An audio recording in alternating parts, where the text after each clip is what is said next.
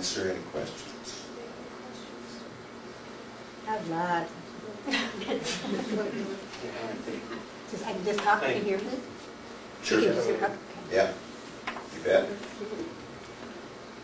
My first question is either of these videos going to be available? Yes.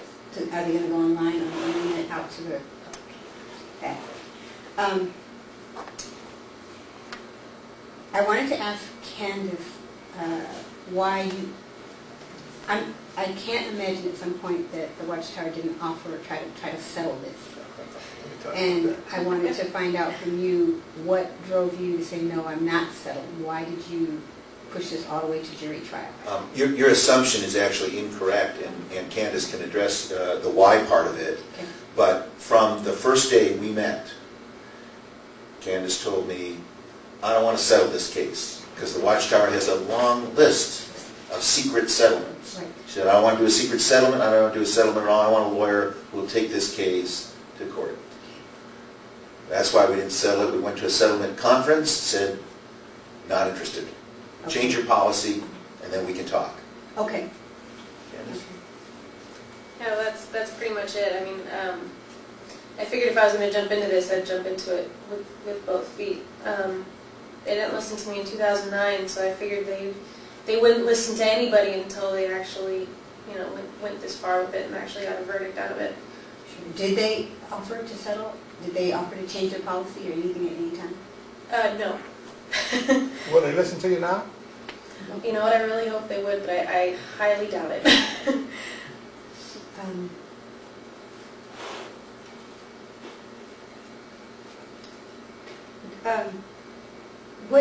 This is for Ray. Do you know yet what the basis of their appeal is? What they're trying to say they have grounds to appeal? I mean, I know some of the issues because they were the major issues in the court. They claim that the law does not require them to take any steps to protect against known child sexual abusers within the congregations. They claim that the judge should have allowed the jury to blame the parents in the Fremont Police Department, Child Protective Services, and the County of Alameda District Attorney's Office because they knew he was a child molester and they didn't come to the congregation and tell anyone. They claim that the amount of damages awarded is too much, although they did not produce any evidence or any argument to contradict anything that the various doctors, and I think we had 4 or 5 mental health professionals testified.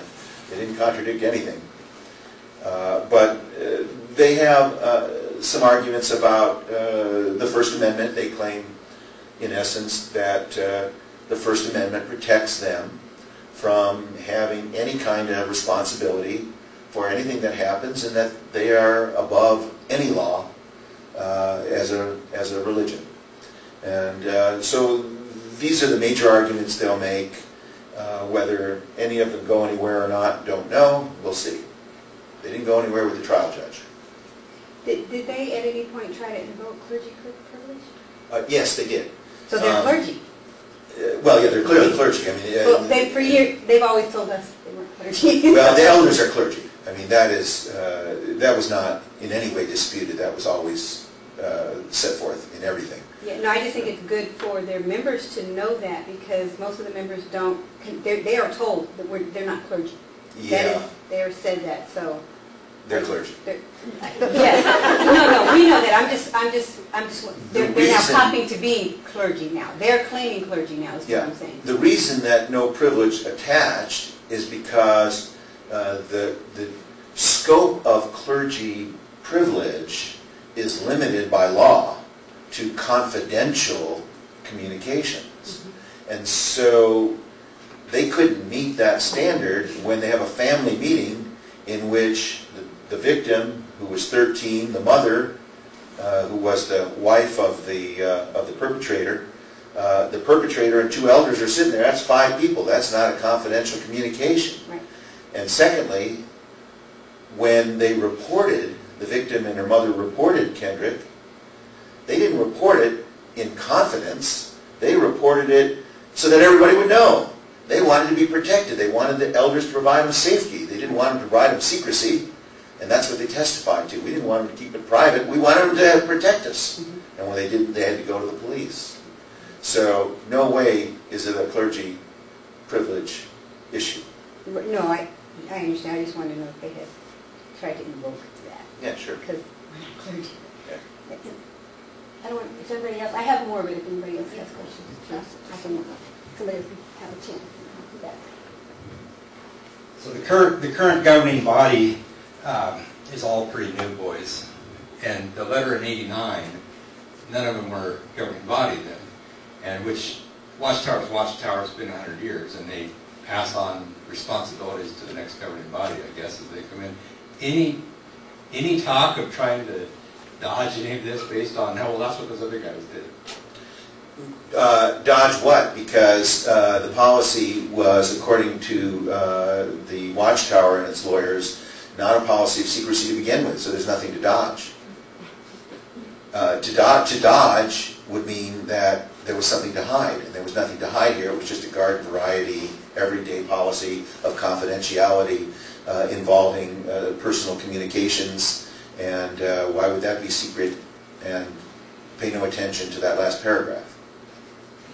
They've inherited so many problems from all the bad policies of decades from other guys. I am less forgiving of the governing body as currently constituted than perhaps your question might suggest, because believe me, I wasn't trying to suggest that. I just thought they would probably. They know full well what the policy is, why it's there. They have the power to change it. They have the power to change it as part of this lawsuit. They have the power to change it today. The governing body did not send anyone from the governing body to testify, did not offer anyone as a witness as to why the policy was in effect, whether it was going to remain in effect, and the reason punitive damages are awarded in California and anywhere is to punish wrongful conduct in the past and discourage future similar conduct. And they offered nothing to suggest that they have learned to discourage future similar conduct.